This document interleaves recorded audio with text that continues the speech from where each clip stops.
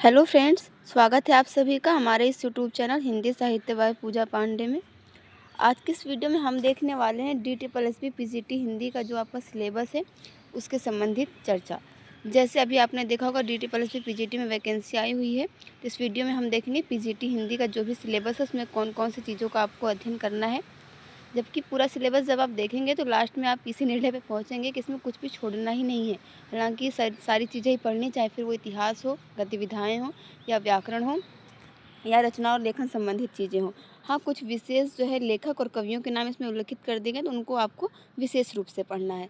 सबसे अच्छा होगा कि आप जिन भी कवियों को देख रहे हैं इसमें जो भी आएंगे आगे, उसका आप नोट्स बनाते चलें। उस कवि से संबंधित या लेखक से संबंधित जितनी भी रचनाएँ हैं, किसी भी पत्र पत्रिका का उन्होंने संपादन किया है या किसी जो भी सम्मान मिला है, तो उसको आप लिखते चलें। आइए देखते हैं पार्ट 1 जो है हिंदी साहित्य के इतिहास का विस्तृत अध्ययन। यहाँ से आपका आदिकाल से रीतिकाल, भक्तिकाल, आधुनिक काल, ये सभी आ जाएगा।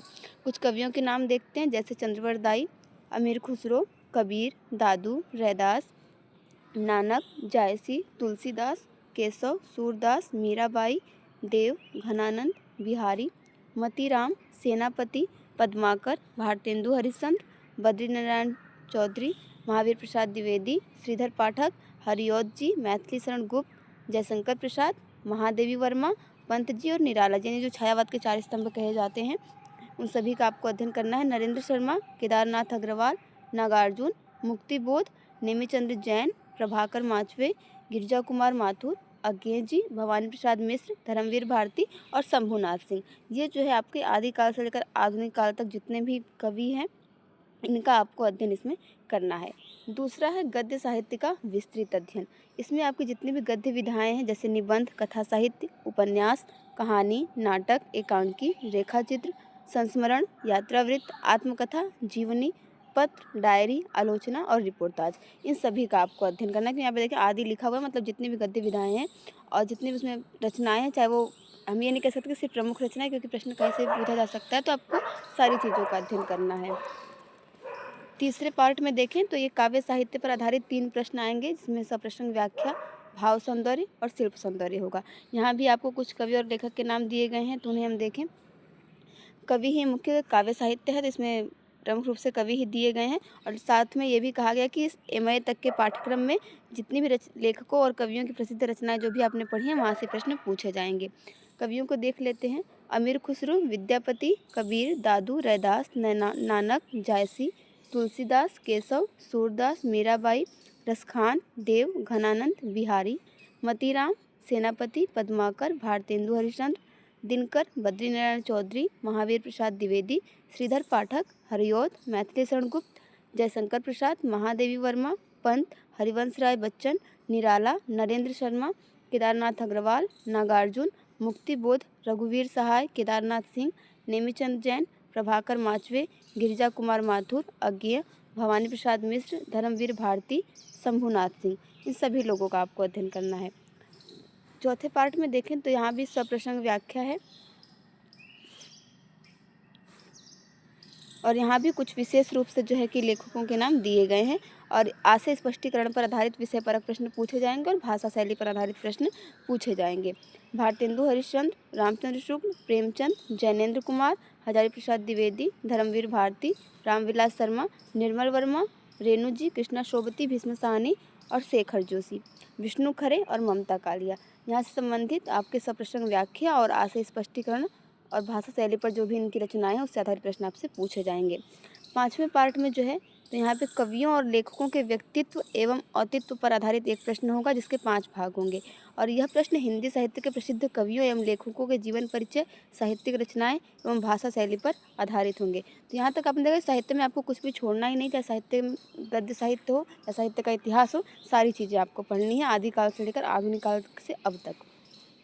व्याकरण में बात करें पार्ट 6 में, यहाँ पे व्याकरण दिया गया है। तो शब्द विचार एवं शब्द भंडार, शब्द भेद, उनका अर्थ, रचना, स्रोत और प्रयोग की दृष्टि से जो शब्द भंडार है, जैसे पर्यायवाची, विपरीतार्थक शब्द, एकार्थी शब्द, अनेकार्थी शब्द, शब्द युग्म, शब्द निर्माण, उपसर्ग प्रत्यय, समास, ये सारी चीज़ें हमें व्याकरण के अंतर्गत पढ़नी है।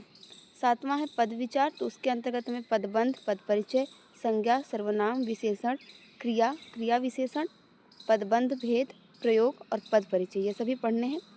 वाक्य की बात करें तो वाक्य विचार, वाक्य संरचना, वाक्य भेद, चाहे वो अर्थ के आधार पर हो चाहे रचना के आधार पर हो, वाक्य परिवर्तन, वाक्य संश्लेषण और वाक्य विश्लेषण भी पढ़ना है। ये सारे आपके व्याकरण के टॉपिक चल रहे हैं। संधि में देखें तो हमें तीनों ही संधियों का अध्ययन करना है, स्वर संधि, व्यंजन संधि और विसर्ग संधि। अपठित बोध आएगा और उसमें आपका काव्यांश होगा, काव्यांश पर आधारित प्रश्न होंगे, भाव सौंदर्य और शिल्प सौंदर्य से संबंधित भी प्रश्न होंगे। और 11वें पार्ट में यहाँ पे गद्यांश दिया गया है जो कि साहित्यिक और वर्णनात्मक होगा। 12वें में दिया गया समसामयिक विषय, वर्णनात्मक विषय, सृजनात्मक विषय और साहित्यिक विषय। 13वें में आपका काव्य शास्त्रीय अध्ययन से प्रश्न पूछा जाएगा, जिसमें आपका भारतीय पाश्चात्य जो भारतीय काव्य शास्त्र है और पाश्चात्य काव्य शास्त्र है दोनों ही जगह से प्रश्न आएंगे। साहित्य का अर्थ, स्वरूप, उद्देश्य, साहित्य की विविध विधाएं, रस मीमांसा, सभी रसों का ज्ञान और उसके बारे में क्या क्या आचार्यों के मत रहे हैं। काव्य की आत्मा के रूप में रस मीमांसा, शब्द शक्ति तीनों आ जाएगी, विधा, लक्षणा, व्यंजना, इनके भी जो भेद हैं और उसके जो उपभेद हैं उनका भी अध्ययन करना होगा। काव्य गुण, प्रसाद, माधुर्य, ओज और काव्य दोष। काव्य दोष जो है वो अनेक प्रकार के होते हैं, 10 प्रकार के होते हैं मुख्य रूप से। सबका आपको विस्तृत जानकारी उसमें विस्तृत रूप से अध्ययन करना है। छंद ज्ञान, वर्णिक, मात्रिक और एक जो मुक्त छंद होता है आपका, कुछ रचनाएं आपको वहाँ से भी प्रश्न देखने को मिलते हैं, तो आप मुक्त छंद को भी पढ़ लें। अलंकार में देखें तो शब्दालंकार, अर्थालंकार, उभयालंकार एवं नए अलंकार, यानी सारे ही टॉपिक आपको जो है पढ़ने हैं।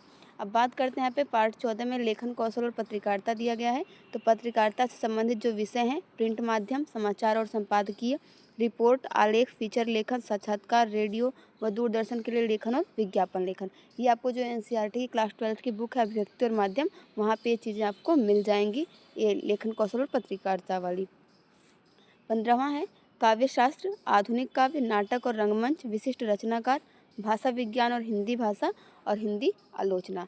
तो ये जो है 15 भाग में आपका पीजीटी हिंदी का सिलेबस था।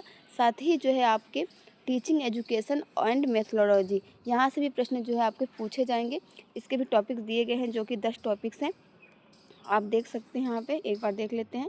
पहला है लर्निंग एंड टीचिंग, दूसरा लैंग्वेज अक्रॉस द करिकुलम, तीसरा अंडरस्टैंडिंग डिसिप्लिन एंड सब्जेक्ट, चौथा जेंडर स्कूल एंड सोसाइटी, पाँचवा pedagogy of a social school subject, knowledge and curriculum, सातवां असेसमेंट फॉर लर्निंग, आठवां है creating an inclusive school, ninth childhood and growing up, 10th है drama and art in education. तो ये सारी चीज़ें जो आपने देखी होगी, जब केवीएस के टाइम पे वैकेंसी आई थी तो जो हमें पेडागॉजी वाला सेक्शन तैयार करने के लिए दिया गया था, तो इसमें से बहुत सारी चीज़ें आपको वहाँ से भी मिल जाएंगी। तो मिलते हैं फ्रेंड्स नेक्स्ट वीडियो में एक नए टॉपिक के साथ। और ये रहा आपका DTPSC PGT हिंदी का सिलेबस, आप इसके अनुसार अपनी तैयारी करें। Thank you for watching this video.